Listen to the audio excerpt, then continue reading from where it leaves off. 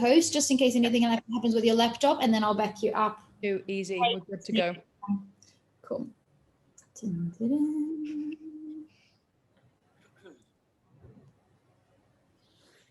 Oh my God, so many faces. This is so exciting.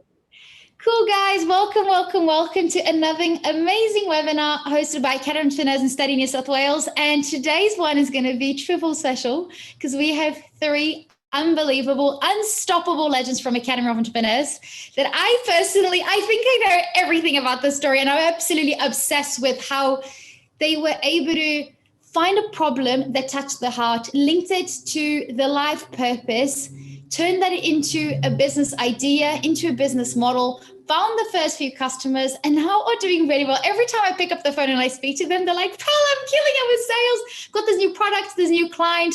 So you guys will be learning from true fighters. And I think that's what we need to do every day in life is give our best, do what we love and give our best and never give up. Because Alessandro, Nikki, and Fernando can talk from experience that it's not easy. Their challenges literally every day. But when you have the right community, the right mindset, you will be able to overcome every single challenge. So it's very important when we are building a business is transforming a problem of the world into a solution by using our natural strengths, our life purpose, using our talent. So talking about talent, life purpose, and mindset. Nikki, can I start with you? Yeah. Nikki, you've got all these unique little touch points and like steps around your life that I think you've always had it within you that you wanted to help others, right? That's why you initially started and you studied nutrition. Yeah. Why did you choose nutrition, and why did you go from nutrition over to coaching? Because I can see that like it should be illegal for both of them not to be taught together, but you were the first person that I know of that ever connected such important points. So please share with us. Sure. So I'll just give you guys a really quick introduction to myself as well. So my name's Nikki. I'm from England, Manchester, and I've lived in Sydney for around nearly 3 years now and been in Australia for about 4.5. So I began coaching in the coaching industry around probably about 6 years ago. And I found a really sort of passion in health, but for myself. So I was really interested on how I can use food to fuel my body. And as I kind of went into that world and started to educate myself, I was like, okay, so I really want to share this information because this is really simple. I feel like as humans, we try and overcomplicate everything. And, you know, we yo-yo diet and we form really bad relationships with food, and we can get into some really bad habits all in the sort of pursuit for health, right? So I was learning some really simple things, and I was like, okay, so this is really easy for me to coach on. So I studied more and became a coach in the nutrition space. And then I realized that the more I worked with people on an individual level, in specifically food and nutrition, that when we're talking about health on the whole, it's really kind of almost ignorant for us to not address our mental and emotional health too. So then I was like, okay, so we're missing a really key part here, because you can have an amazing relationship with food, but if you don't also have a connection with your mental and emotional health, then you're not healthy. Like there's still so much more for you to kind of explore there. So I was like, okay, so how do I bring this all together? So I went back and restudied, and I did health coaching, and then I did life coaching and NLP, which is neuro-linguistic programming, which is really kind of habit change and behavior coaching, and understand why we do what we do. And it's really an in-depth look into our subconscious mind and how we form behaviors. And it's a very interesting topic. And then I started to study more different niche therapies. And that brings me to where we are today. So I own a company called Mind Health School. We turn 2 next month. And we have multiple different products and services all online, where we coach individuals and teams, and we work on a global level. So we have clients in Australia, in the US, the UK, Dubai, and Canada at the moment. So it's a very interesting space. I get to work with lots of different types of people. And I think really the thing that I'm most passionate about is helping people understand that everything starts with your thoughts. So if we can really manage our mind and we can manage what we think, we can change how we feel, and then ultimately we can change the quality of our life. And I love what you were saying, because right at the beginning you were saying like it was just common sense. And I think the easiest way for you to succeed as an entrepreneur is whatever you think it's common sense, I can guarantee you that that's not common sense, and that's your superpower, and that's where you should start your business. So if you spend understanding food and your body, and how by knowing your brain and your relationship with food, you're going to master your brain and your relationship with food and your health. And she's like, you can call Nikki and talk to her about this for 10 hours, and she will just talk and talk, and she will educate you nonstop for 10 hours. So she's calling it common sense, but it's common sense to her because it's what she's passionate about, and she's become an expert. And she's become an expert because she's put over 10,000 hours of studies, probably 100,000 hours of studies. So for those of you guys that are starting a business, think about the common sense. What is the common sense thing that you're doing? I really struggled with at first. It's funny that you mentioned that, Alex. I actually forgot about that. That was something that I really struggled with, because I felt when I came into this world, I was like, I don't know anything that you guys don't know. And it was only when I was working with people, I was like, oh, wait, people don't know this information. So you're so right with that when you become so interested in a topic and you throw yourself into it, it often does feel like everybody else knows it as well. Yeah. And that's where that's all we all need to do. So I think most of us connected today are international students, and we come from another country, which means that we can see the world through different perspectives, different angles. And that's another superpower. And what is it that you have in your country that you miss right now? And who else misses that? And how can you fill in the gap by offering this as a product or a service? Like Fernando will talk about his business. His business is literally making people feel good with the product that they miss from back home in Argentina. So how can you do that? Alessandro, again, he will talk to you about potatoes being common sense. Every time you're with Alessandro, he's going to talk to you about potatoes. And if you ask him anything, he'll be like, but isn't it common sense that we eat potatoes and gnocchi and this? And you go like, no, but anything that is common sense.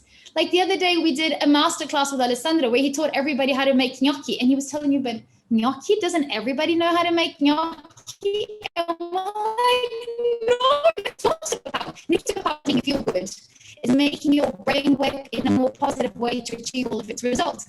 Alessandro's superpower is giving you this unforgettable experience with the best gnocchi in the world. And Fernando's superpower is communicating with suppliers over in Argentina to do the best products for the best community. Anything to reconnect with home, right, Fernando? And this is why your business has been so successful, right, Fernando? Who doesn't love getting a product from back home and just enjoying it with friends, and enjoying with friends from the same nationality, but also enjoying with friends that are around the community that you want them to know about your culture. Fernando, how did you start your business? Hi to everyone. Very nice to have you here, sharing our stories. First, I would like to introduce myself. I am Fernando Serrabairuz, and I am trying to be an entrepreneur here in Australia. I come from Argentina. I arrived here to Australia like almost 2 years ago. After how it started? Well, it started like I can say like 10 years ago. I used to work in the corporate in different positions in sales and marketing, and I was feeling like myself. It wasn't fulfilling to be the job. I was doing it, and I was having promotions, and as you are in the corporate world and you are having promotions, is over and over. It's always more difficult to leave it because you are having more incentives. But something inside me wasn't fulfilling. So, and I realized that I wanted to be my own manager. I want to manage my time, and also I want to run my own business. It was something that I was like feeling. So after having a talk with Paula, I wanted to study something just to push me to have the dareness of doing what I know I can do it. So I speak to Paula, and I was happy to join the Academy of Entrepreneurs, and I decided to come here to Australia and run my own business. And then what was your experience? So when you arrived, you weren't an entrepreneur when you arrived. What were the first steps that you took when you arrived? What was your first job, and what was the moment they just go, enough of having a job, I'm going to be my own boss? Well, for you to picture the situation, I decided to come here to Australia to resign my corporate job. I was 37 years old, and I arrived here to Australia without having a clue what I was going to do. So, but before coming here, I was having some meetings with ex-peers I have working. I used to be an export manager, so one export manager called me and told me, hey, before going there, I would like to have a meeting with you. So we met, and he offered me, hey, can you develop my business in the Asia Pacific region? There's a big opportunity, and I would like you to find me a distributor there. So after 3 months here, I go back to him. I call him and I told him, hey, I really find that here's an opportunity, but I need you to believe in myself, to have confidence in me. I want to be your distributor here. So, well, after that point, he told me, you have my 100% my support, and I started like importing his goods. And then I continue the business, adding new products and from different categories until, well, nowadays that I have more than maybe 20 brands selling. So yeah, it's good.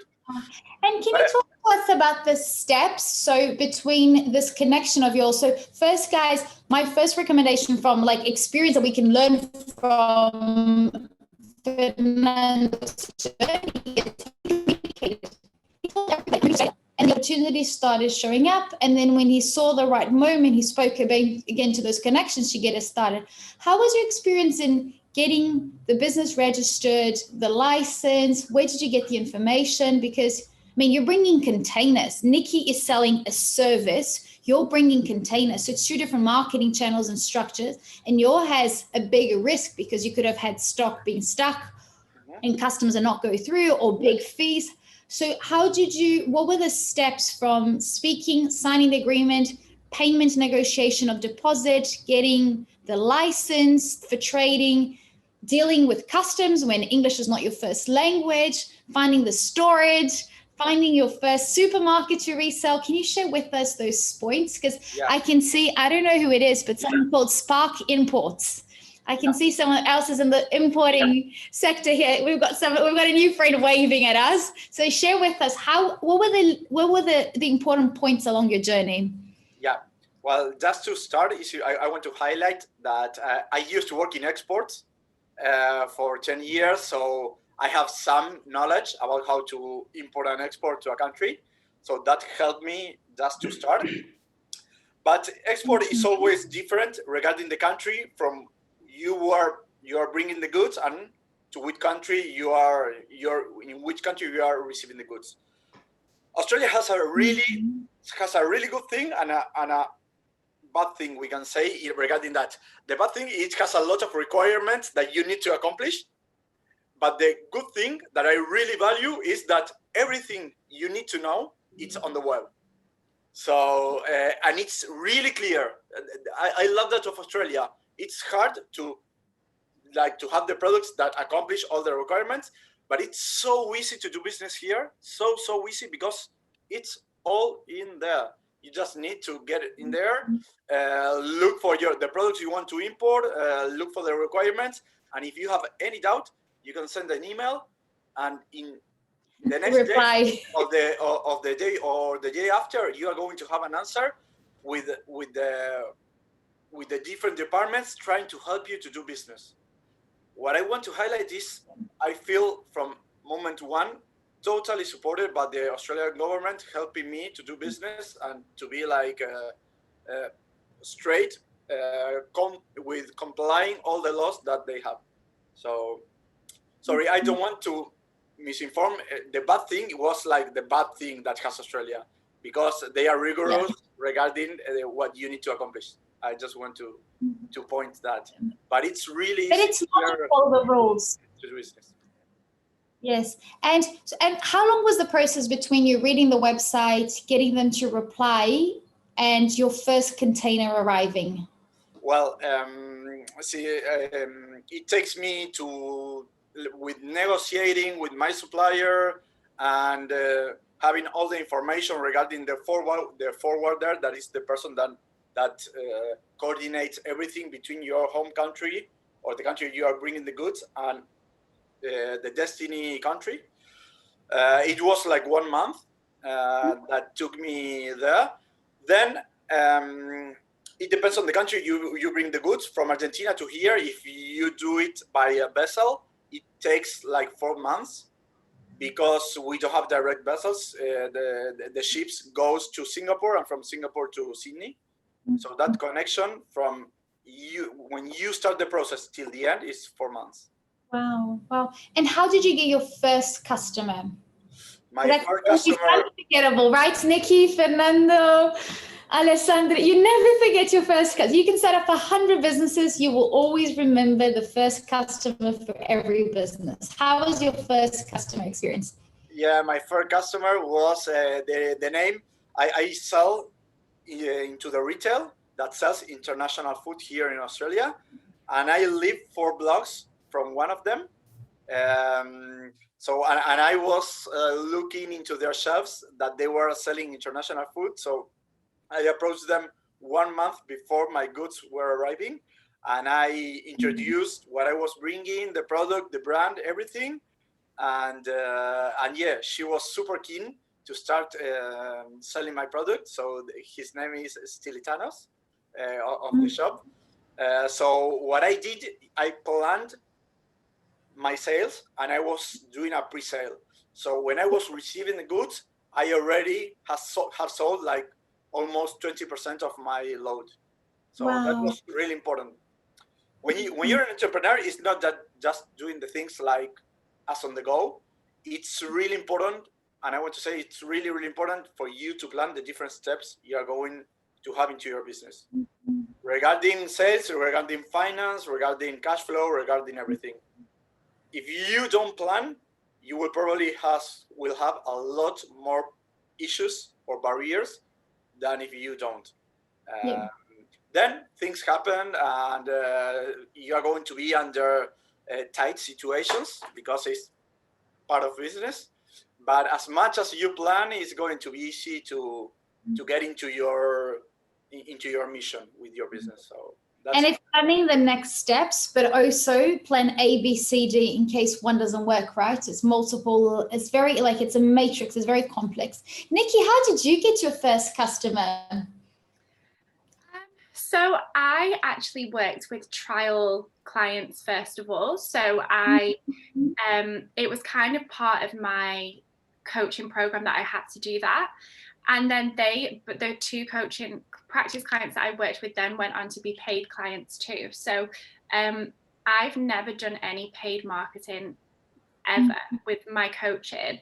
And I was very lucky that it was a lot of referrals. But I think because people saw the change in me. So I think that you, especially in the coaching industry, you kind of become your own testimonial.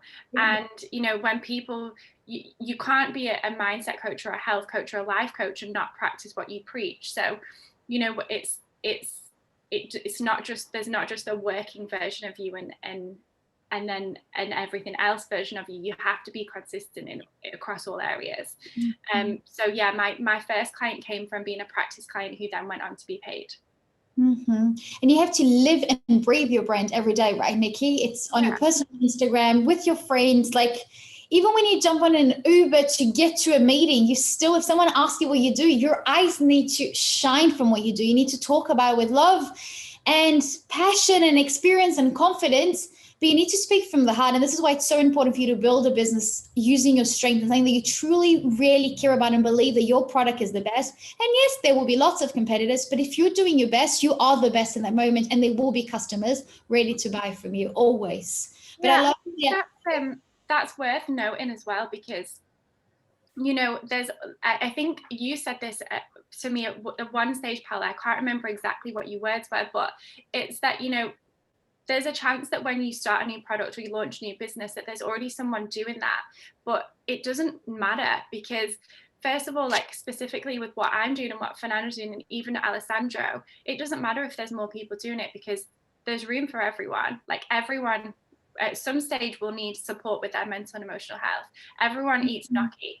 Everyone, you know, drinks beverages. So there's room for multiple people. You don't have to be like dominating the space. You just have to be very good at what you do, and understand your market and understand who you're targeting.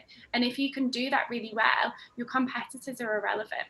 Mm-hmm. And you've done it really well at a global level, Nikki, because you've partnered with similar coaches. I've seen that on your Instagram. Yeah. And that shows how there's enough market. And I've got multiple coaches, and I have coaches, and every time I get a new coach, my coaches don't get threatened, because I continue with the previous coaches, and I've got other coaches working on different areas, because different coaches will help you with different parts of your life. Like if you're going through a divorce, you will use a different coach to when you're working on your mental health and your productivity. With Nikki, that is different to when you're going through, I don't know, too much anxiety, and you might need like medical support, and you need to speak to a doctor, right? So there's different people with different products and services for different stages of our lives. Yeah. Ale, what problem in the world are you solving with your business? How did you start? Good evening, hello, to everybody. my fellow entrepreneurs. How is everyone How there? that I started? I actually planned a lot of time that it was just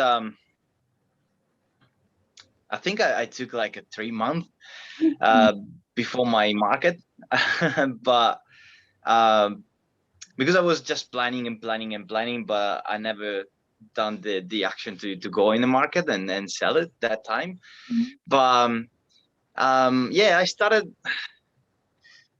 So I really love cooking, and when I arrived here in Australia, I wanted to bring my expertise in cooking gnocchi. Gnocchi is a type of pasta made with potato and flour. If anybody knows that, I don't know.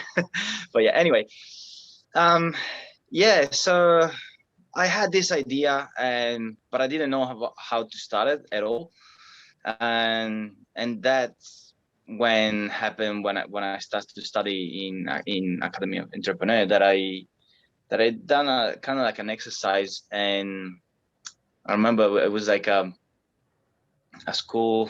What was it? It was an exercise that we ran in a school, and so, and thanks for that, we decided to go in a market, because my idea was open a restaurant. But to open a restaurant, you need a lot of money, and which I didn't have. But the best way was going in a market, in a food market, for example. Like the first one was in Roselle, and thanks to another student, a friend of mine, we decided to go in a market and start to sell gnocchi. And I remember the first day that we had we sold out. We didn't prepare it enough, I think. But we didn't know, so it was just the first day was quite amazing. Yeah. I don't know. Why gnocchi? So how did you get to gnocchi? I mean, you could have done spaghetti, you could have done risotto. Why did you choose gnocchi? Okay, gnocchi, because I saw that not much good gnocchi was around. So I remember so I was working for an Italian restaurant in the city when I arrived, and the gnocchi they were prepared over there, they wasn't really the best one, and one plate of gnocchi was costing like $28, I think.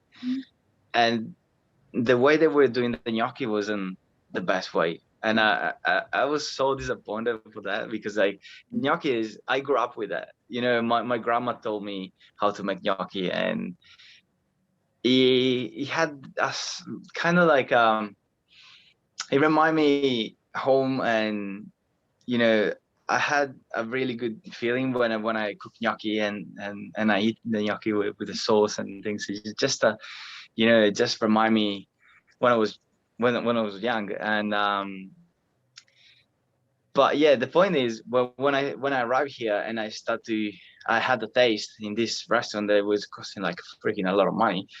I was expecting something really good, but it wasn't.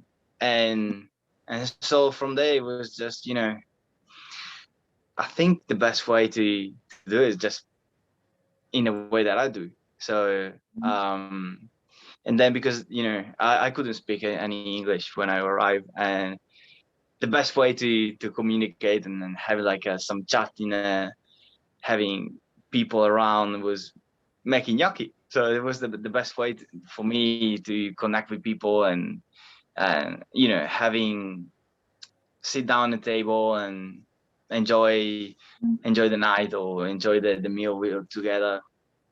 And yeah, that was the way that I started.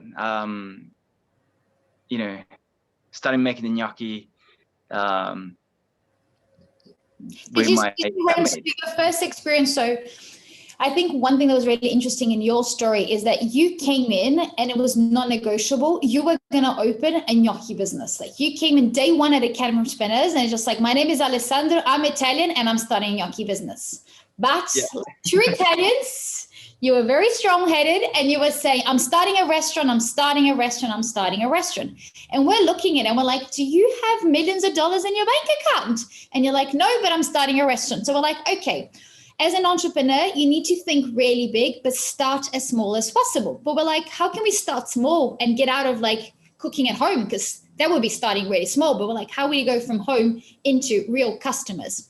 So then we started brainstorming on what was the minimal viable product that we could start, the smallest strategy.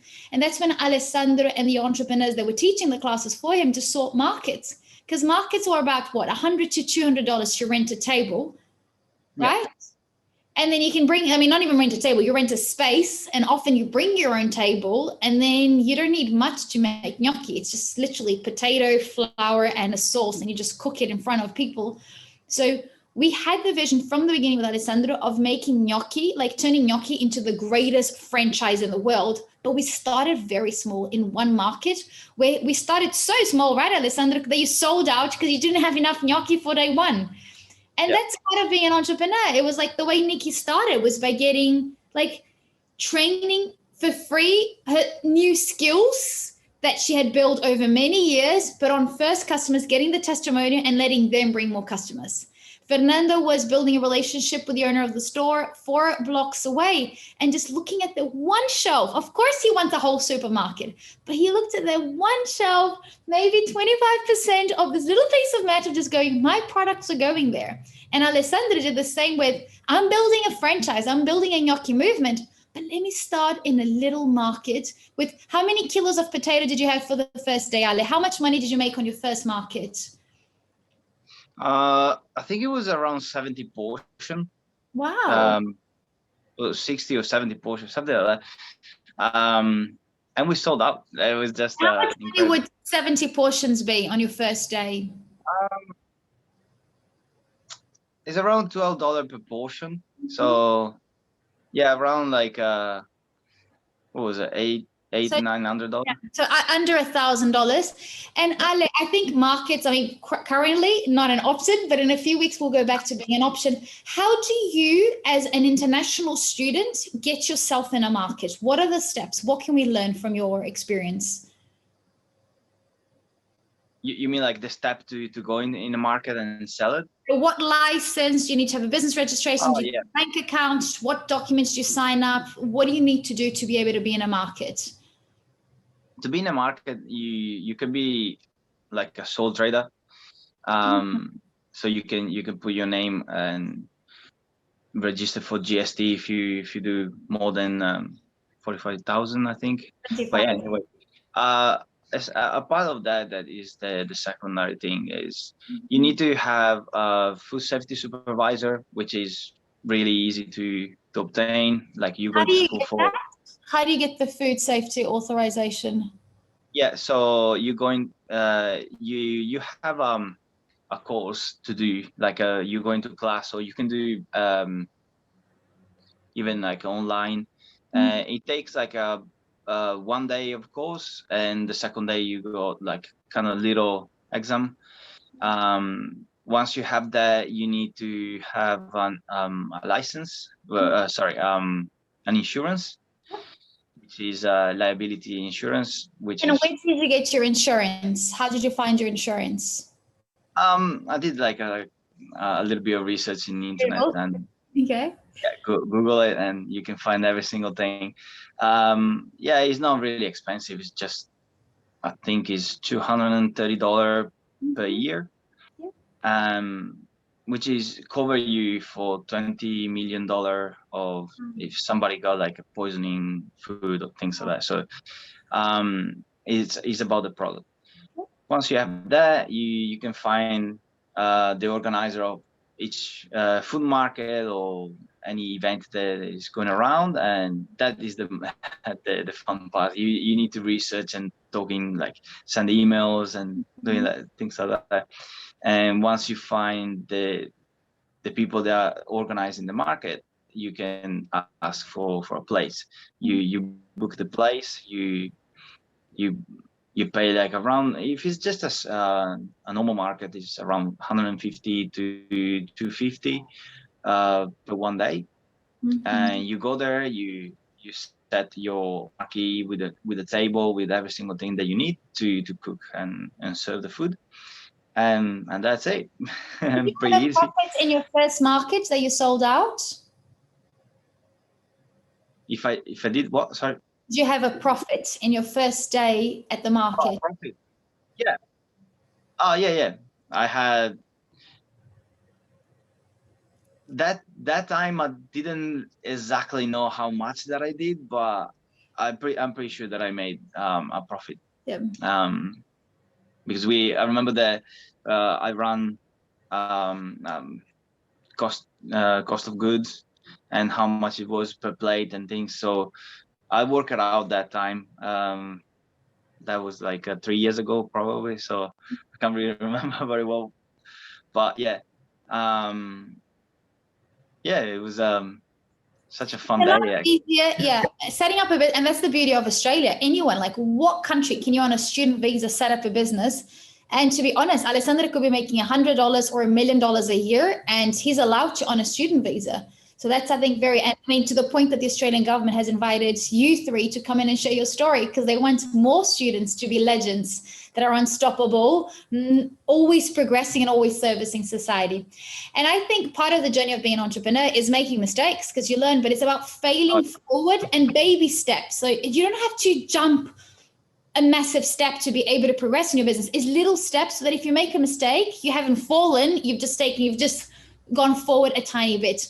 And it's all worth it, but we can learn from them. Nikki, how has been your experience? If you could go back to day one, and I know that the three of you are very positive and very grateful for everything, but if you could go back to day one of when you started your business 2 years ago in Australia, what advice would you tell that Nikki? And it's not about not being grateful for the mistakes, because the mistakes make us who we are. But what advice would you give yourself? Like, it could be a mindset or a business strategy or having a coach, or like Fernando was talking about, the steps, the planning. What advice? And it's not about you making it different because you are successful, but it's about what advice would you give yourself? Like maybe sleep more, or what would you tell that Nikki 2 years ago? It's a good question. I think that one of the biggest things that as an entrepreneur and as someone who is changing their career to go into a totally new space, you will have a lot of people who will doubt you and will kind of especially your parents, and especially the people that love you the most, they're usually the ones that are the most doubtful. Like, it sounds quite weird to think of it like that, but I think that it comes from a place of protection. And I think that if you are doing something that's really courageous and really outside of your comfort zone, it can be very easy to fall into listening to them. But I would say that one of the main things is just really trusting myself and really staying true to my vision and how the vision that I have for my company, because no matter how much mentoring that you get, no matter how much coaching or guidance that you get from other people who have built a different business, nobody's ever built your business. So just remember that and stay true to, this is what I would say to myself, like, stay true to yourself. And, you know, people are going to give you advice and guidance, but you don't have to listen to everything that everybody says. Just take the bits that are relevant, take the bits that support you on your journey, and run with those. Everything else you can leave. And the worst thing that could happen is that you make a fool out of yourself and you lose some money. But both of those are fixable. So is that you're not making a fool of yourself, right? Because people on the other side, they're looking and just going, look at her courage. Look at what she's done. And that's the thing as an entrepreneur. And I 100% agree with you. Your family and your loved ones are the first ones to tell you not to do it, because they don't want to see you get hurt. They don't want to see you making mistakes. They want you to have the stable step-by-step journey. But at the end of the day, are they happy with the step-by-step? Or would you be happy? Maybe they are happy. They like the security and the stability and the routine. But are you going to be happy with them? And what I see, I went through exactly the same, Nikki. And what I saw was every business that I've set up have always been very disruptive. And my family always goes, Paula, my God, stop, don't. And all of your best friends give you a million reasons why not to do it. And then as soon as you launch, they all cry of happy tears of excitement. And then like a year later, they're like, I'm so proud. Oh my God. And you're like, oh my God, I haven't even achieved 1% of my business goals, right? Yeah. And then when they are proud, you're looking at them and just going, but this is not the plan.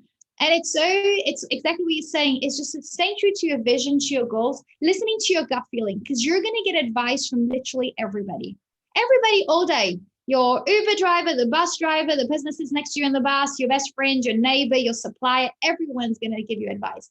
But then it's your decision to filter. Some of the advice will be very useful, but others, if you're going to disrupt, like look at Airbnb, look at Tesla, look at Apple. Like if they had listened to everybody's advice, they would have never set up Airbnb or Tesla or Apple. And it was because they had a vision and they knew that it needed to be disrupted. They connected dots like no one else had. And they were willing to die for the business, work crazy hours to be able to do it. So it's very important. I think at the end of the day, have strategy, have a plan in place like Fernando was talking about. But also what Nikki's talking about is the gut feeling, is just keep going. And if you feel filter, listen, but listen to bits, not all of it, because you're the visionary, you're the leader that's going to drive the change. And you don't need to like send a rocket out to space to be able to change the world. Look at Fernando, he's bringing products from someone else. And the experience. Every time I see anyone from Latin America opening one of his boxes with the cookies or the tea, the size of the smiles is unbelievable, right? But you're bringing happiness to people, right, Fernando? Every day, your job is to bring happiness to people. But if anyone looked at it, it's just like, by the way, guys, Fernando opened his business in the middle of the lockdown last year. So when everybody was in panic mode, depressed, Fernando was just like, let me bring a container over. And it couldn't have been a more perfect time, because that's when the Latin American community was missing the products even more. Fernando, how has been your journey? What advice would you have given yourself? Because now it's been literally a year and a few months, right, that you've had your business. What advice would you have given Fernando maybe 14 months ago? Yeah, what I want to tell all of the people there is that first of all, believe in yourself, trust in yourself, in your skills, in your capability, and if you don't know something or how to do something, just ask for help.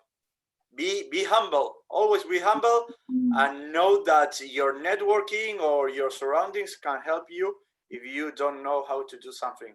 Yeah. And in third term, I want to highlight that you need to be an action person.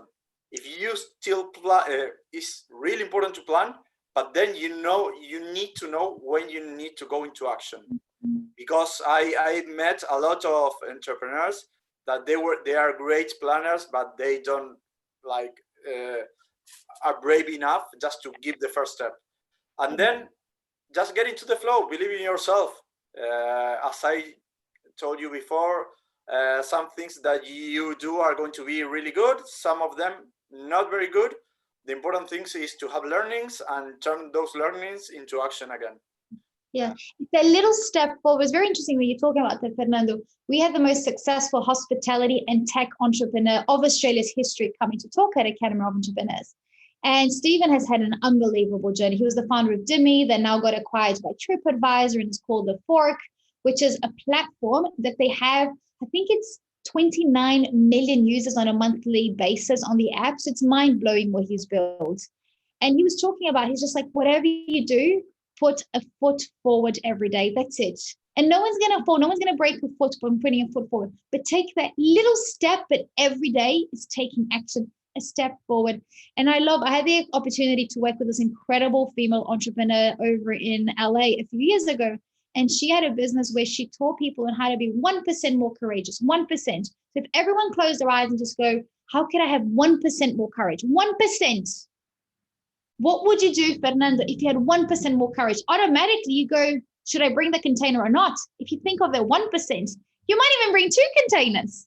And it's crazy the power of the brain. And Nikki can talk about this little voice that we have in the head, preventing us from taking the risk, talking it with a negative language in our heads. We talk to ourselves, we push ourselves down. But the reality is that if we were 1% more courageous every day and took one little step, guys, and that one step could be like one email, or one follow-up call for a sale that hasn't converted. It's that little step every day that will take you forward, literally every day. Thanks, Fernando. You didn't give us 1 tip, you gave us 3. I love it. Ale, what would you do different if you went back to day 1, so 3.5 years ago, of Lucky Gnocchi? What would you do differently? Yeah, the main thing that I would say myself is just do it, just go in the market and do it. And because planning is really good, as Fernando said before, planning is very important. But what I missed that time, it was actually no, I missed, I was stuck in just preparation, just thinking about I didn't have not the courage, because I wanted to do it, but I didn't know what to do. And what it was missing is it was asking for help. And actually, you just check all the things, Fernando. So and that time, actually, thanks to one of the student there in academy, it just gave me that boost to go in the market as well. So that is really important, networking, and be more out there and talking with the people, having more networking around, and having people will help you, and they are not going to steal your idea. Because some people, they say no, it's just, for example, my recipe, it's going to be just my recipe. Nobody gotta know how they do it. But in the end, it's just, if it's your idea, it's going to work, it's going to work. It's just, it doesn't matter. People, they will love to help you if you open up and be humble to be helped. So yeah, I'm agree with Fernando in this point.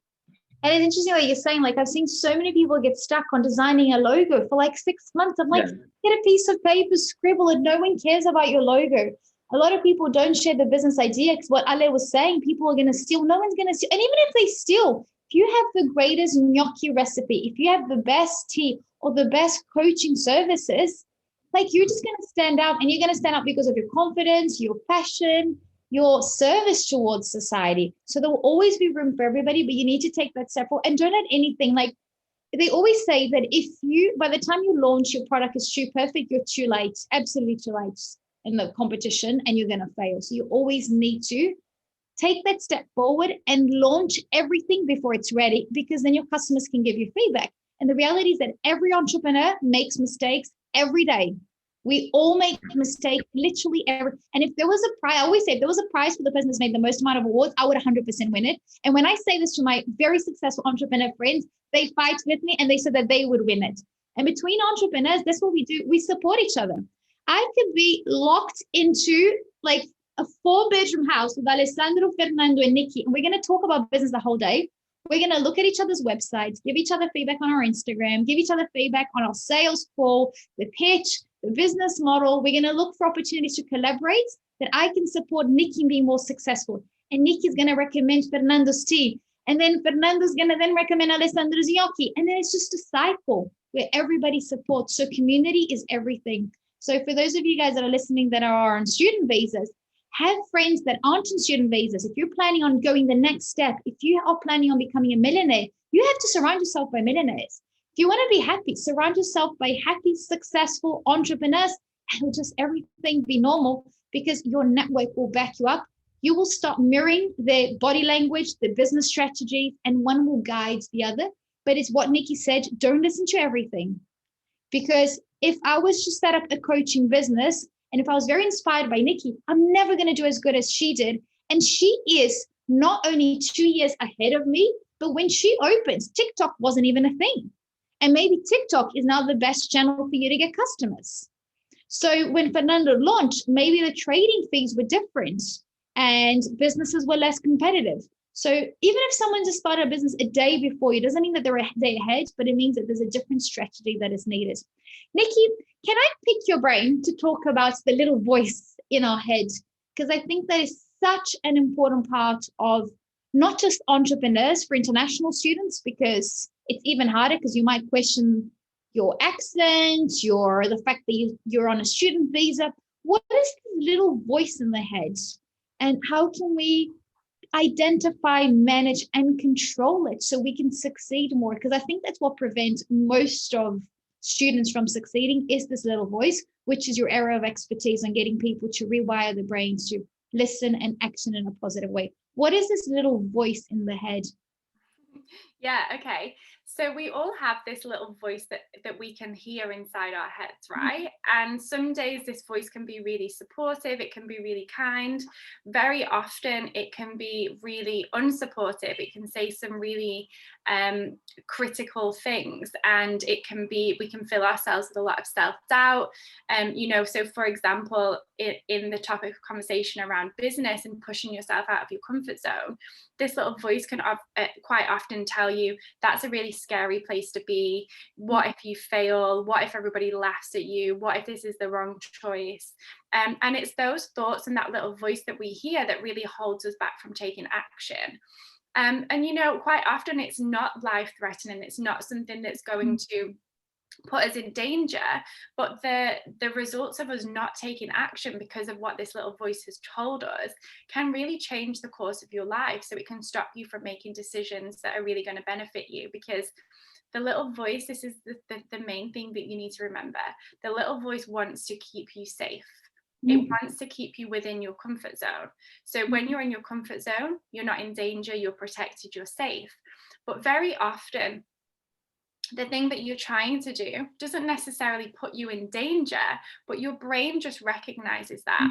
So the little voice, I call it the critter brain. So the critter voice that you can hear, it doesn't like anything new. It doesn't like change. So it will just try and keep you in that little box that you're in. So when we're talking about mind management and we're talking about trying to take control of that little voice and pushing through it, it's really just knowing that this voice isn't real. It's not a true reflection of who you are. It's not a representation of your abilities or what you're capable of. And it literally is just a thought. So if you can just acknowledge those thoughts for what they are, and really just try to remind yourself that that's all it is, it's just a voice, and push through and take action anyway, then what happens every time you do that is your comfort zone begins to grow and grow and grow. So then the voice won't tell you that often, the more times you do that, it won't keep reminding you, this is dangerous, go back to safety. Instead, the voice will begin to sound a little bit different. So you might hear things like, oh, well, you know, you overcame this obstacle last week, there's no reason why you can't do it this week, because now your brain is familiar with change and overcoming challenges. So then that becomes the norm to you. So I think in business, you know, you have to make decisions all the time that can be scary, and you don't know if they're going to work or if they're not going to work. But I think at the beginning of your business, you'll feel like the decisions that you're making are huge, but then the more times the longer you've been in business, the more often you have to make these decisions, they become something which isn't so scary and they're not as daunting. So you get used to them, they become normal to you. So the main thing to remember is that the voice isn't real, it's just there to protect you, and often you don't really need to be protected. And how do you capture that voice in your head? Because the reality is that we have thousands of thoughts throughout the day. Do you have any technique that you teach your customers on listening to the voice? Like, is it through journaling or is it by notifications on the phone? How do you capture, and how often should you be listening to the voice? Because the reality is that right now we've all had, especially with hearing your 3 amazing stories, our heads are going ideas and thoughts. How do you suggest we stop? How many times a day, and what activities can we use to listen to those thoughts and then make the right decision towards going, I acknowledge, but I don't want to hear this voice. I'm going to do this because I'm ready to take the next step. Yeah, the main thing that I would just say is super, super simple. Question absolutely everything. So if we can start to question our thoughts. So for example, if you have a belief that starting a business is scary, well, where does that belief come from? Why do you believe that? What can you do to challenge that belief? Starting a business is really exciting. So if you can question your beliefs and question your thoughts, the more times you can do that, the more you're going to start to expand that comfort zone and expand what you believe and what you think. So the first thing that's really easy is to just question it in your mind as and when they come up. The other thing is that I would pay really close attention to how it makes you feel. So our thoughts and our emotions are really tightly interlinked. So if there's something that you're experiencing that has a really strong emotion attached to it, you might be able to grab a pen and piece of paper or a notebook and really just journal down the thoughts that you have along with the feeling. So maybe the emotion might be anxiety. So when I think about taking action, I feel anxious. So if you just journal, ask yourself really specific questions like, okay, so why is this anxiety present? What can I do to channel this anxiety to make me feel a little bit lighter, or maybe to acknowledge this anxiety?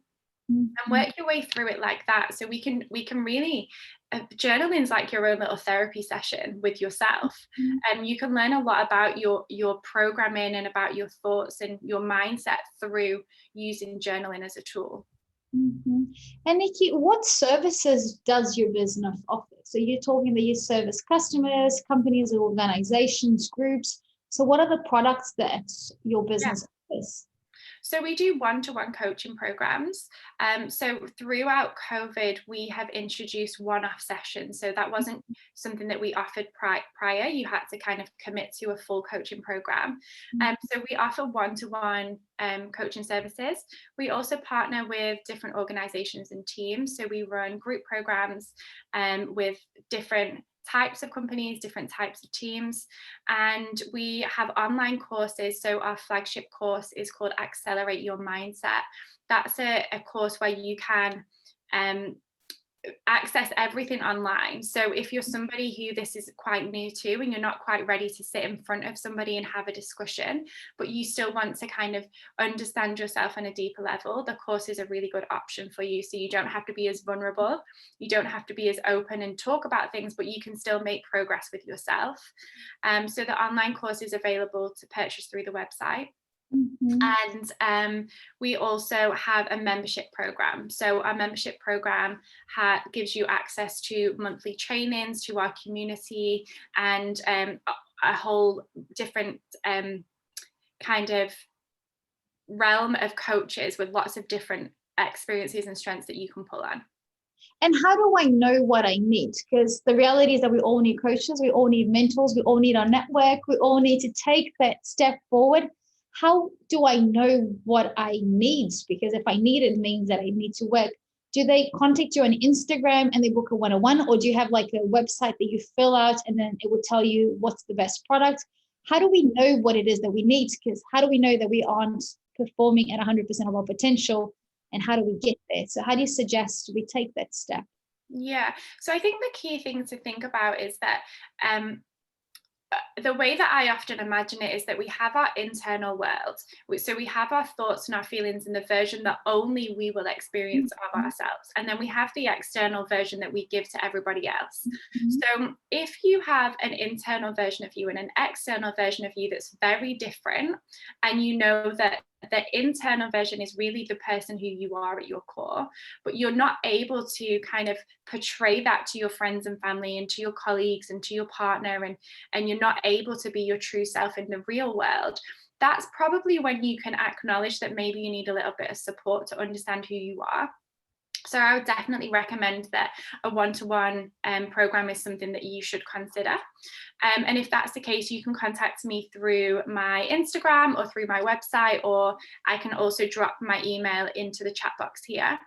And then if you are someone who, you do quite understand yourself, but you still want to kind of move through some personal growth challenges that you're having, or you just want to understand yourself on an even deeper level, the course is perfect for you. So it's a 14-module course. We cover lots of different topics, from failure to fear to ego, to understanding your programming and your beliefs and your thought patterns. And if you are a company and you support a team, then obviously our partnership is definitely the option that you can go down. And then any of our clients or services will also all benefit from the membership. So either way, you can just drop me a message and we can. Well, how does the subscription work? So the subscription works, you pay one fee for the whole year. It's really, really, really affordable. So it's 150 Australian dollars for the entire year. So you get 12 months access to our online system, which has got lots of different worksheets, PDFs, journaling prompts. It's got an entire, I think there's about 350 different worksheets that you can go off. You get access to our community, so our Facebook group where we support each other and help each other every single day. And then you get one monthly training too. So our membership program is called Accelerate Your Year. And you get an access to that for a full 12 months for $150. So it's a perfect place for somebody who wants to have that accountability for a full 12 months. And I think, guys, for those of you guys that are starting your business, thinking of starting, already have a business, can you see how Nikki has different products and different revenue models? So when we're building a business, we need to go, what problem are we solving? How are we going to master and really solve the problem through a product or service for a customer? But how are we going to monetize? So Nikki has the subscription. So you've got 12 months that you can just access these 300 workbooks. Then she's got the one-off course, which got the 14 modules. If you need the one-on-one support, and did you see how she pivoted her business? Her one-on-one support used to be a package of, let's say, 10 to 12 weeks, which is the average. But during COVID, she realized that sometimes people were scared, or they didn't have the money to pay for the whole session, and they just wanted one, and they wanted to pay for one. And then afterwards, the one, they might come back a month later, or they might not come back because she's already solved the problem, or she would have them as an ongoing customer that then she would upsell the package.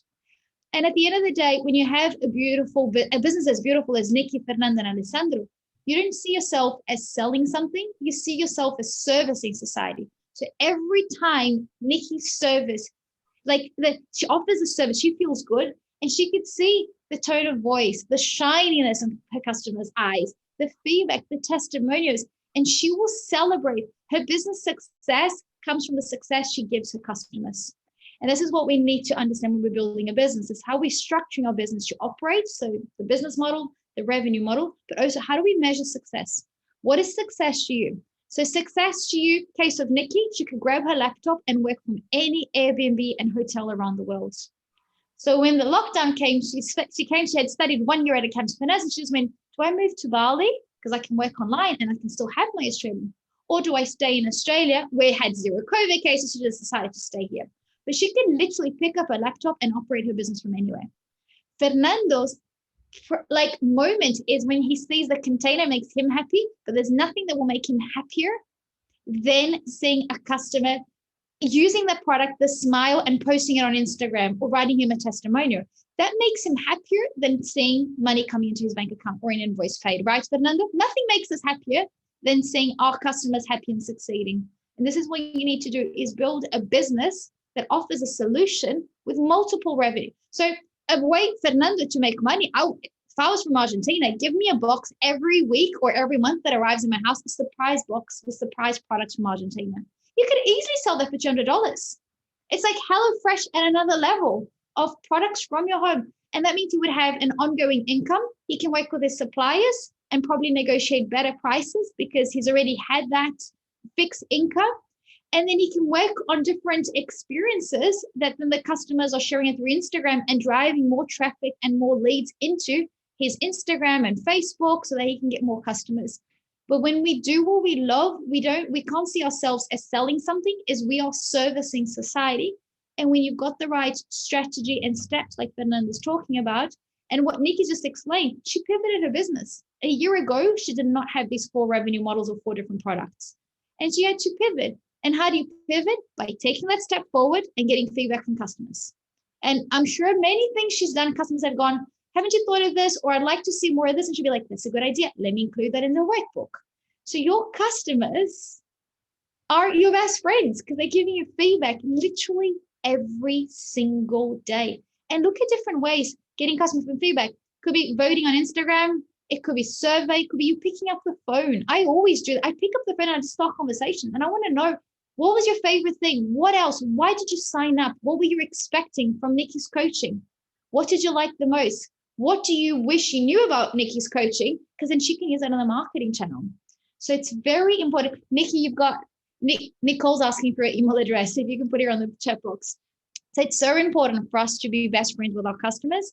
And I remember one of the students at Accountanspreneur, then now it's a very successful entrepreneur, Ash was talking about your worst customer is your best customer. The one that comes in and criticizes and drives you crazy is your best customer because he's taking your business to the next level.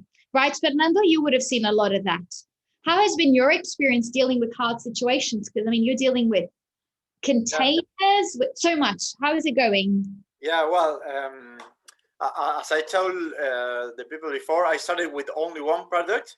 And then after speaking with customers, they were telling me, hey, I received a customer that was looking for this brand and this product.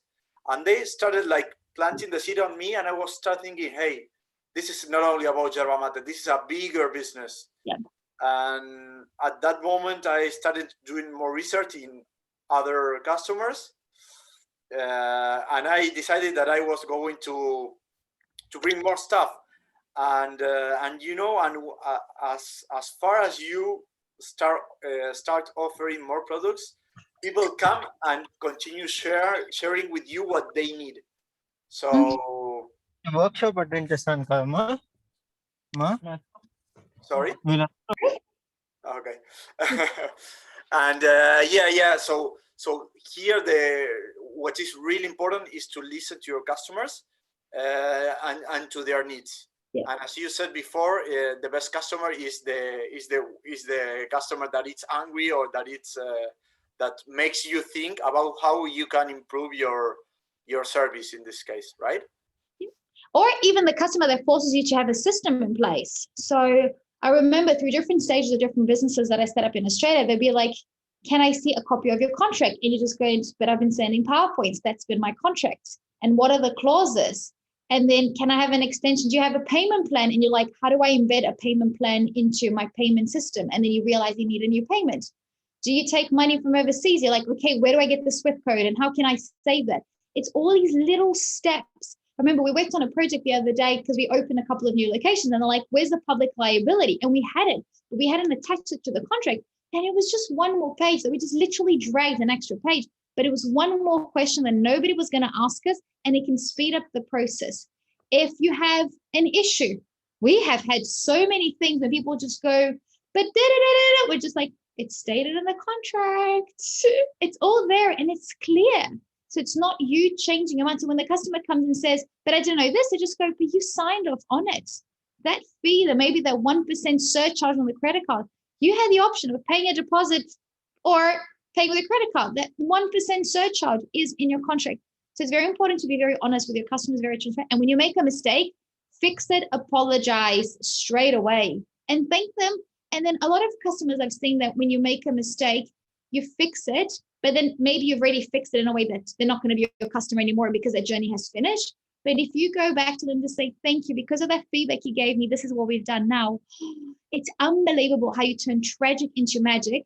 And then the customer that had complaints then becomes loyal and refers their friends and family to you. It's unbelievable, the power of listening to customers. Because if someone's taking the time to talk to you, it's because they want you to succeed. Even if they're complaining, it's because they want you to succeed. So always use all of these opportunities to get better every day. Fernando, what advice, so what would you do differently from now onwards in your business? Because now you're in the fast growth. So now let's look into the future. What are your plans? So you started, do you have the mate that you can show? Because I can see a lot of the names here. We've got a lot of names from the Middle East and Asia. So I'm guessing people are going, what is Fernando selling? Do you have the product? I show you. Hold on a sec. Cool. Yeah. So, sorry. Here I am. So we have a gourd and we have a straw with a strainer here. So and here I have leaves. This is yerba mate leaves, right? I open the package, I pour some leaves inside here, and we put the straw in the gourd with the leaves. Yeah. And then we start drinking as a tea. We start pouring hot water inside here, and we drink like this, the tea. Yeah. It's a traditional way that we have it from South America, this way of drinking the tea. You can drink this tea, putting the leaves into a French press, or we have also some tea bags. So depending on how you are used to drink tea, you can drink it. Traditional, French press, or tea bag. And what are the benefits? How's that different to a green tea or a coffee? Because I know that, especially in Argentina, people drink that all day long. So what are the benefits? So yerba mate is a plant that only grows with that characteristics in the rainforest of South America, in the border between Argentina, Brazil, and Paraguay. So those leaves are, after dried, they are cutted, and the benefit is so popular this tea because it has a lot of healthy properties. So first of all, it gives you natural energy, and it has caffeine, but doesn't give you the jitters. So you can drink in the morning, for example, one yerba mate, and you are not going to have the crash of the shaking. In second term, it has 24 vitamins and minerals. It has 15 essential amino acids.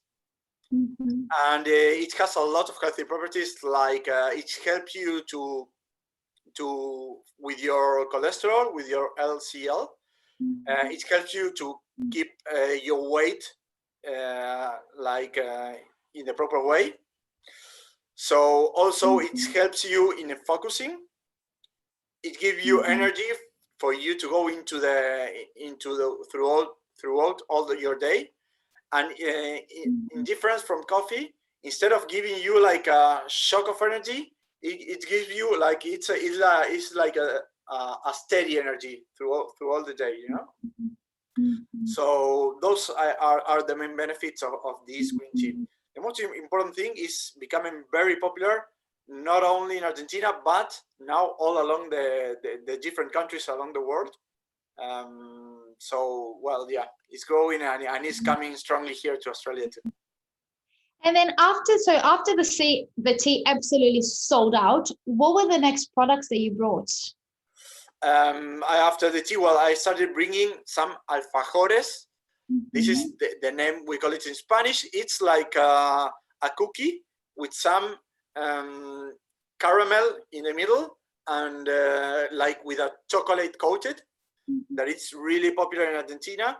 But what surprised me a lot, that I started selling it here and I received so many comments of people from Australia, from Ireland, from England, from different countries of the world, that they are now having those kind of cookies because are unique. They're the best. It's the best dessert in the universe. Like, yeah. So I'm running out of stock like every 2 weeks, and I'm just bringing more and more.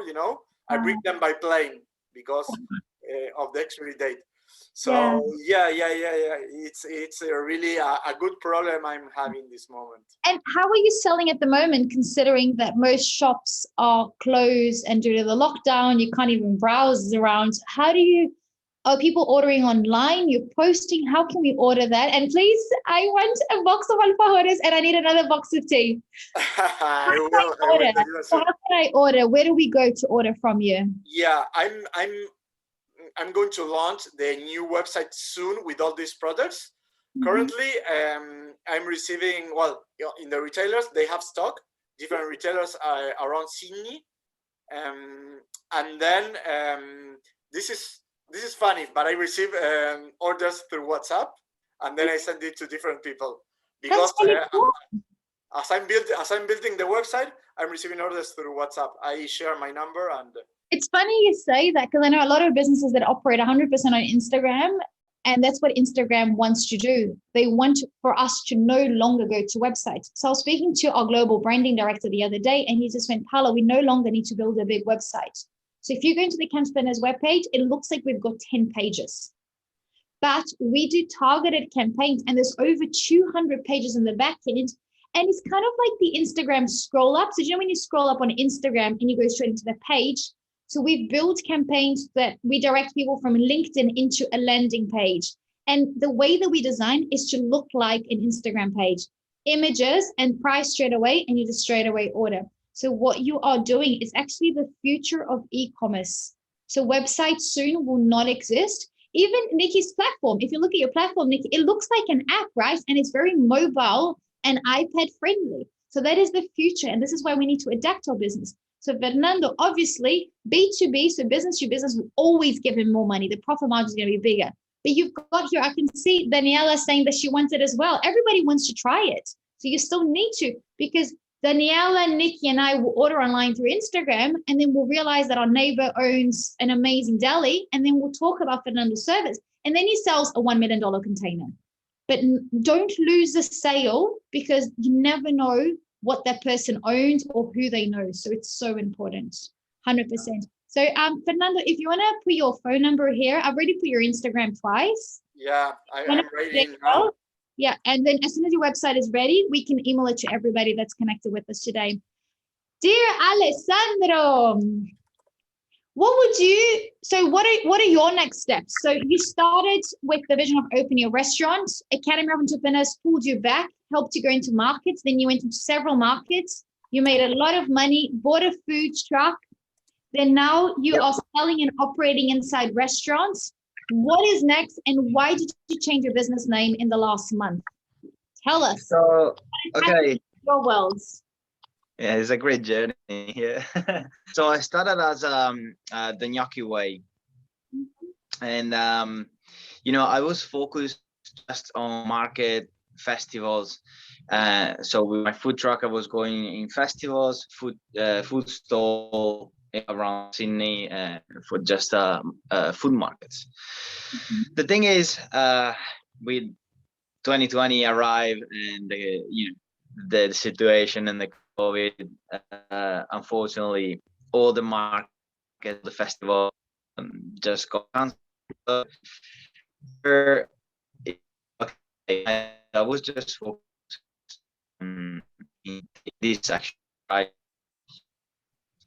We started to work out and brainstorming the best way to get the market. And so now the next step will be having a package where everybody can have the gnocchi and the sauce in the same package. So you can purchase the package, and in just real simple steps, because I made it in a way that it's going to be super simple. You can get the package and heat it up and have the dish ready, basically. So now I'm working on with another business. They do distribution. So just this morning we were talking about the best way to deliver, and some sample as well. So is going forward in the sector as well. So the next step, it will be having this package running, but because with this lockdown now, the thing is getting slowing down. We were talking about why not to concentrate every single month, every 29 of each month, as in I think it's in Argentina they do this event. There is the Lucky Gnocchi Day. So every 29 of each month, we want to do this event where everybody can get the gnocchi and the sauce and enjoy the best gnocchi in your house. So we're working on launching this every 29 with some wine as well. So we work with some other companies. So it's a big project and it's getting really, really good. I can see a lot of people that they enjoy the gnocchi and this event. So yeah, that is the next step. So. And you moved really fast, right, Ale? Because Alessandro was on a fast scale of like getting restaurants to resell his gnocchi and serve them at lunch menus in the city in really beautiful places. And then with the lockdown, every restaurant had to close. So then we were looking at how can we go online and delivering, but then there was no more option of walking around and picking up things. So Alessandro contacted this person that he barely knew, but he knew this person had the best logistic of New South Wales. So he now makes kilos and kilos and kilos of gnocchi. They send their food truck to pick it up. They package and they deliver, and they only charge Alessandro a small percentage. So he's outsourced 100% of his logistics. So all he needs to do now is cook and do marketing and direct people to this other website, which is not his website. And then these people can distribute anywhere in New South Wales without charging the customers anything for the delivery fee. So it's cheaper than Uber. It tastes better than Uber, but also it's taken 100% of the pressure out of him because he can cook everything on a Monday. They will freeze it and then they'll distribute it over the next few days, right, Ale? Ale, what is the website that people can order your gnocchi? Do you want to put it on the side? Do you want to put it here on the chat box so everybody can order your gnocchi online? And then on the 29th of every month, it's to celebrate Gnocchi Day, which is on the 29th of every month. People can order and they'll get a special promo and then they'll join and have this delicious surprise gnocchi recipe delivered to them. So it's really cool to see how the three of you guys have absolutely pivoted your business. But by listening to customers, and what I love about the three of you guys is that no stage you considered giving up. You just went, I'll find a solution. I will change. I will move. And yes, there's days that is exhaustive, long hours. But you guys will never give up on your business. And that's what you need as an entrepreneur is the foot forward, focus on the dream, focus on the goal, and keep on progressing a little bit. Cool, guys. So we're down to our last 10 minutes. Alefoods.com, is it? Or Food Street, I think it was. Let me just quickly read a few of the questions. I've got everybody's contact details. Can international students apply for a loan? No, they can't. I don't know any of loan that can be given to international students because an international student can jump on a plane and disappear forever and the Australian government or the bank wouldn't be able to chase you. So there's no loans. But if you do what you love and every day you're willing to work really hard, you most likely can find a business partner that could be Australian that they can then get a loan. And a lot of businesses, you don't need that much money to start, like we've seen. Nikki, did you have to spend much money to start your business? How much? I know that it takes a lot of time, but did you spend thousands of dollars to start your business? How much do you think you spend to start your business? So I had to invest quite heavily in training. I had my first paying client after my very first training. So, that I think that if you don't need to know everything, you just need to know a little bit. So I think that if you're somebody who wants to go into a business where you need to know, you need to learn a new skill, just learn a little bit. What's the best way that you can just invest the amount of money that you can have and then implement and then earn and grow as you earn, essentially. I think the first course that I did It was maybe around $3,000. And, you know, since then I've invested probably over 20,000 into my education. So, you know, I think that you don't have to do it all at once. Definitely don't do it all at once. Learn and earn. Mm-hmm. And then what about the business expense? So registering a business is free. A website will be less than $200 for you to have the hosting. You can code your own website these days. What other expenses did you have? So your online platform for the self-paced, did you have a big fee to pay up front, or do you pay like a 10% on every transaction? What are the things you have operational wise? So literally just subscription. So there's no, if you're working with anything, everything that I do is solely online. So any kind of subscription that you need in terms of like my online course is hosted on a platform called Thinkific, which is just like Teachable and very similar platforms. You just pay a one-off monthly fee for that. And then you have little things like Canva. You know, I live in Canva, always in Canva land. Things like Zoom, things like your email marketing campaign software. So these are all just, you know, small subscriptions, but they absolutely do add up.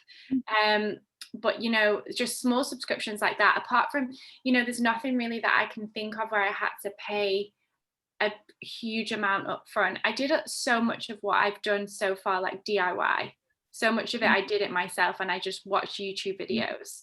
And even with Canva, when you start using Canva, it's free. When you start using Zoom, you can have 45 minutes of Zoom for free. Yeah. When you your website, you can use the free templates from Wix, and all you do is you're paying something like $10 a month for hosting. So you can bootstrap and keep it very low. And then as your business grows, you'll need Zoom to be more than 45 minutes. And that's when you start paying $20 or $30 a month, which is not going to take anyone to bankruptcy if you've got a paying customer. What I love calling, I used to work in the public relations space, and a lot of businesses wanted to do big campaigns, and we used to call them fundraising campaigns. We used to do a big push, and we knew that 100% of the money of that campaign would then work towards us buying, let's say, new furniture for us to uplift this cafe. And then we'd go, okay, then we will do another big campaign on, let's say, Valentine's Day, and we kept all of the money to then redesign the new website. So we used to do like bursts of, we used to call fundraising campaign, and we weren't fundraising because it's never been a non-for-profit, but it's just a focus on how can I convert 3 customers and I will then pay for my rent? How do I convert 10 customers that pay for my Canva and Zoom accounts for the next 12 months? Can I afford to pay for the next 12 months up front to get a 20% discount? Or maybe is it better that I have a little bit more money in my bank account, and then I've got the safety of paying little by little, and that gives me cash to order my next set of stock, like Fernando, in his case. He needs to have bigger quantities. And a lot in the space that Fernando's in, if you like drop shipping or bringing things from Southeast or from China, for example, you can pay small deposits.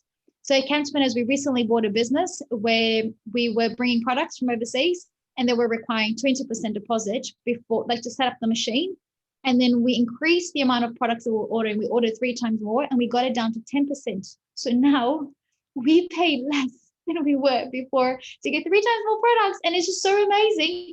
And then what we do is we do a burst of campaign 7 days before the products arrived in Australia. So by the time it arrives, we've already sold out, and we use that money to order the next set of stock. And we're moving over $1 million a month now by just doing the system, repeating it again and again and again. So there's a lot of like, there's little tricks. It's just number and planning. But if you work out your marketing with your products, like Fernando's done, he sells it a month before it arrives. So by the time it lands, it's already sold, and he gets the money and he orders the next container. So it's lots of little tricks, and it's really fun. Once you get the number working, it's just incredibly exciting, because you just see your business growing and growing and growing. Cool. What I want to add, Paula, here is it's important for all the people. You just focus on the idea and on the opportunity or the problem that you are going to solve.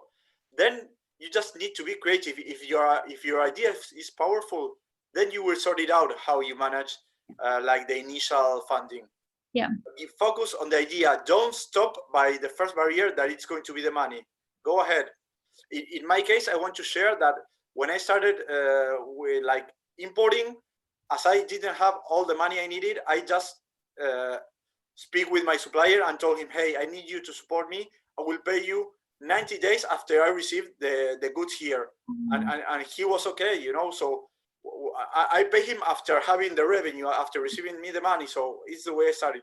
That is just an example, but it's important to focus on the idea or the problem that you are going to focus to solve. Amazing. Thanks, guys. Well, we're running out of time, so I think the best thing we can do is add Nikki, Fernando, and Alessandro on Instagram. Everybody, let's support the businesses. If everybody could share the businesses with 5 friends that wants Nikki's coaching services, Alessandro's gnocchi, Fernando's alfajore chocolate cookies, or the tea, let's share these amazing 3 entrepreneurs businesses with the world so they can succeed more and also support each other. And let us know how you guys are going. So if you need any more tips, you can message me personally through Academy Entrepreneurs or through my name here. You can find me on Instagram and on LinkedIn. You can message Nikki, Fernando, and Alessandro for tips on their specific industries, because one is, and we've done it on purpose, one is trade, one is food, and one is on service. So it's completely different strategies, business models, revenue models. So we hope that this was very helpful for you guys.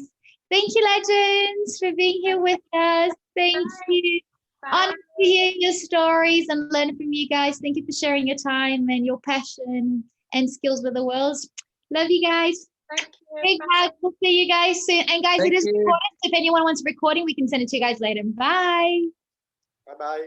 Bye. Thank you.